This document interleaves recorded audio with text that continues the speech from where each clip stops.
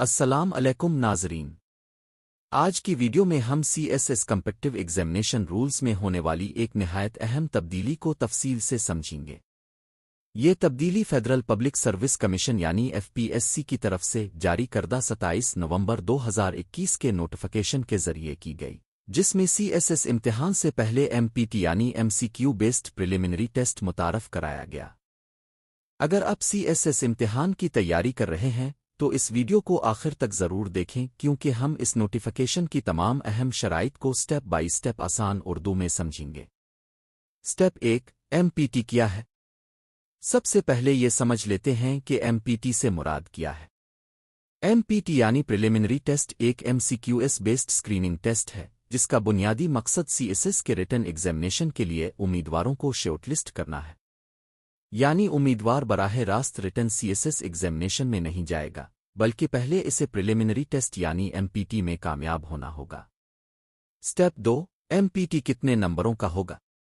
Notification کے مطابق preliminary test ایک ہی پیپر پر مشتمل ہوگا جو 200 مارکس کا ہوگا۔ اس ٹیسٹ میں ایم سی کیو ایس یعنی ملٹیپل چوائس کویسچنز شامل ہوں گے۔ اس ٹیسٹ کے لیے 200 منٹ کا وقت مقرر کیا گیا تھا، یعنی آسان الفاظ میں total marks 200، total time 200 minutes, paper M C Q S based. Step 3، M P T کب ہوگا؟ نوٹیفیکیشن کے مطابق پریلیمنری ٹیسٹ ہر سال ریٹن ایگزامینیشن سے پہلے منعقد کیا جائے گا۔ ٹیسٹ کی تاریخ فیڈرل پبلک سروس کمیشن یعنی ایف پی ایس سی مقرر کرے گی۔ اس کا مطلب یہ ہے کہ ایم پی ٹی اور written C S S examination الگ مراحل ہوں گے اور ایم پی ٹی پہلے ہوگا۔ سٹیپ 4، ایم پی ٹی کی ویلیڈٹی۔ ایم پی ٹی کا رزلٹ صرف اسی سال کے C S S competitive examination کے لیے ویلڈ ہوگا۔ مثال کے طور پر اگر کوئی امیدوار ایک سال کا ایم پی ٹی پاس کرتا ہے تو وہ اسے اگلے سال کے سی ایس ایس امتحان کے لیے استعمال نہیں کر سکتا۔ اگلے سال سی ایس ایس کے لیے دوبارہ متعلقہ پریلیمنری ٹیسٹ کے مراحل کو پورا کرنا ہوگا۔ سٹیپ 5، ایم پی ٹی پاس کرنے کے لیے کتنے نمبر ضروری ہے؟ یہ اس نوٹیفیکیشن کی سب سے اہم باتوں میں سے ایک ہے۔ ایم پی ٹی کے لیے کوالیفائنگ تھریشولڈ 33% مارکس مقرر کیا گیا تھا۔ چونکہ ٹیسٹ 200 مارکس کا ہے، اس لیے 33% تقریباً 66 مارکس بنتے ہیں۔ یعنی امیدوار کو کم از کم مقررہ کوالیفائنگ مارکس حاصل کرنا ضروری ہوگا تاکہ وہ اگلے مرحلے یعنی ریٹن ایگزامینیشن کے لیے اہل ہو سکے۔ سٹیپ 6، ایم پی ٹی میں اٹیمپٹس کی کوئی لمٹ؟ نوٹیفیکیشن کے مطابق ایم پی ٹی میں اپیئر ہونے کی تعداد پر الگ سے کوئی لمٹ نہیں رکھی گئی تھی، البتہ سی ایس ایس کے مجموعی اٹیمپٹس کے متعلق رول 6 کی پابندی برقرار رہتی ہے۔ یعنی ایم پی ٹی میں اٹیمپٹس کی بات کو سی ایس ایس کے بنیادی 3 اٹیمپٹس رول سے الگ سمجھنا ضروری ہے۔ سٹیپ 7، ایم پی ٹی کے لیے اپلائی کیسے کرنا ہوگا؟ جو امیدوار پریلیمنری ٹیسٹ دینا چاہتا ہے اسے ایف پی ایس سی کی طرف سے مقررہ کلوزنگ ڈیٹ تک آن لائن رجسٹریشن مکمل کرنا ہوگی۔ اگر اپلیکیشن کلوزنگ ڈیٹ کے بعد مینولی یا کسی اور طریقے سے موصول ہو تو اسے انٹرٹین نہیں کیا جائے گا۔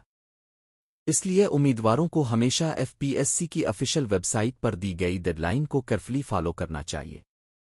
سٹیپ 8، ہارڈ کاپی ڈاکیومنٹس ضروری ہے۔ ایم پی ٹی کے لیے اپلیکیشن کے مرحلے میں hard copy of documents submit کرنے کی ضرورت نہیں تھی۔ یعنی پریلیمنری ٹیسٹ کے لیے آن لائن اپلیکیشن پروسیس کو فالو کرنا ہوگا اور مقررہ طریقہ کار کے مطابق رجسٹریشن مکمل کرنی ہوگی۔ سٹیپ 9، ایم پی ٹی فی۔ نوٹیفیکیشن کے میں پریلیمنری ٹیسٹ کی فی 250 روپے مقرر کی گئی تھی۔ امیدوار کو مقررہ طریقے کے مطابق فی ادا کرنی ہوگی اور اصل ٹریجری ریسیٹ کو محفوظ رکھنا ہوگا۔ ٹیسٹ کے وقت اس ریسیٹ کی ضرورت پڑ سکتی ہے۔ Step 10، M P T roll number اور ایڈمیشن سرٹیفکیٹ۔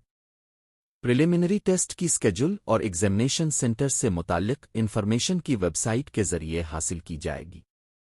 امیدوار ایف پی ایس سی کے آن لائن سسٹم سے اپنا ایڈمیشن سرٹیفکیٹ ڈاؤن لوڈ اور پرنٹ کر سکتا ہے۔ نوٹیفیکیشن نے واضح کیا گیا کہ ایگزامینیشن ہال میں داخلے کے لیے امیدوار کو مقررہ اصل ڈاکیومنٹس اور ایڈمیشن سرٹیفکیٹ ساتھ رکھنا ہوگا۔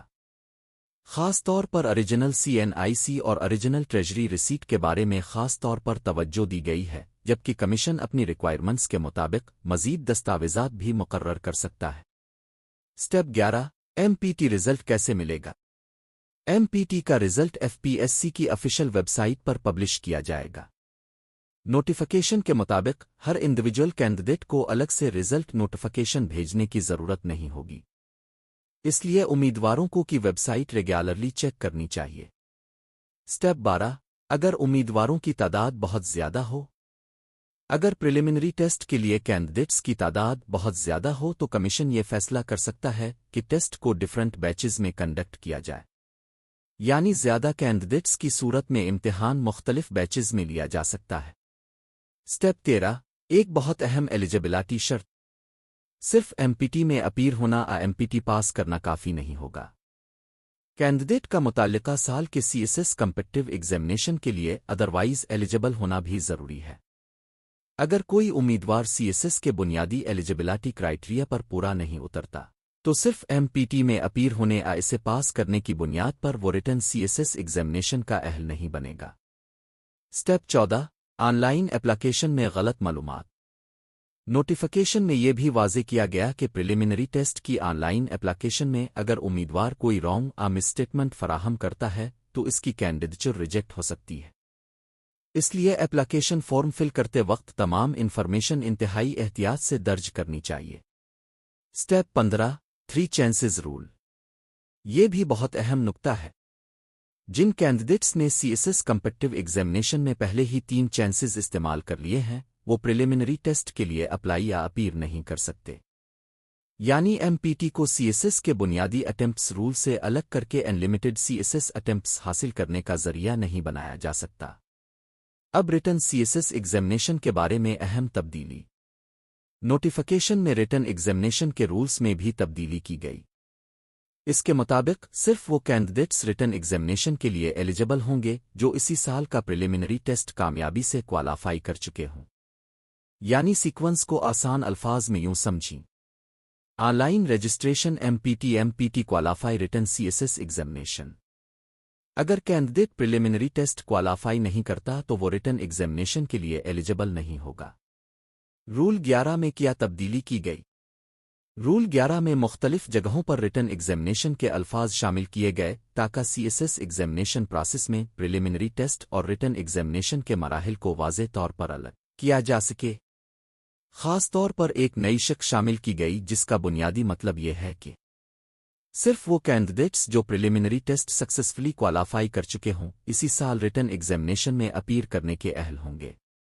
ये CSS एस्पायरेंट्स के लिए सबसे अहम तब्दीलियों में से एक थी। में फ़ी की तब्दीली में प्रिलिमिनरी टेस्ट के लिए अलग फ़ी शामिल की गई। इस नोटिफिकेशन के मुताबिक प्रिलिमिनरी टेस्ट फ़ी आवर्स 250, यानी रिटन CSS एग्जामिनेशन की फ़ी के अलावा प्रिलिमिनरी टेस्ट के मरहले के लिए भी मुकर्ररा फ़ी रखी गई। एक आसान मिसाल से पूरा निज़ाम समझें। फ़र्ज़ करें एक उम्मीदवार CSS के लिए अप्लाई करता है। सबसे पहले वो FPSC की तरफ से मुकर्ररा डेडलाइन के अंदर ऑनलाइन रजिस्ट्रेशन करेगा। इसके बाद वो 200 मार्क्स का MPT देगा। अगर वो मुकर्ररा 33% क्वालिफाइंग थ्रेशोल्ड हासिल कर लेता है और CSS के दूसरे एलिजिबिलिटी क्राइटेरिया भी पूरे करता है तो वो इसी साल के रिटन CSS एग्जामिनेशन में अपीयर कर सकता है। लेकिन अगर वो MPT क्वालिफाई नहीं करता तो वो रिटन एग्जामिनेशन के लिए एलिजिबल नहीं होगा। इसी तरह अगर किसी कैंडिडेट ने पहले ही CSS के 3 अटेम्प्ट्स इस्तेमाल कर लिए हैं तो वो इस रूल के तहत MPT के लिए भी एलिजिबल नहीं होगा। नाज़रीन, ये था FPSC के 27 नवंबर 2021 के नोटिफिकेशन का आसान और उर्दू में खुलासा। CSS एस्पायरेंट्स के लिए इस नोटिफिकेशन को समझना इसलिए ज़रूरी है क्योंकि इसमें प्रिलिमिनरी टेस्ट यानी MPT को CSS कम्पिटिटिव एग्जामिनेशन के रिटन मरहले से पहले शामिल करने के कवायद बयान किए गए हैं। अगर आप CSS 2026 CSS 2027 आने वाले CSS एग्जामिनेशंस की तैयारी कर रहे हैं तो ऐसे ही अहम रूल्स, नोटिफिकेशंस, सिलेबस, MCQs और प्रिपरेशन अपडेट्स के लिए हमारे चैनल को सब्सक्राइब करें। वीडियो पसंद आए तो लाइक करें, CSS एस्पायरेंट्स के साथ शेयर करें और कमेंट में ज़रूर बताएं कि आप CSS की तैयारी किस साल के लिए कर रहे हैं। अल्लाह ताला आप सबको कामयाबी अता फरमाए। शुक्रिया।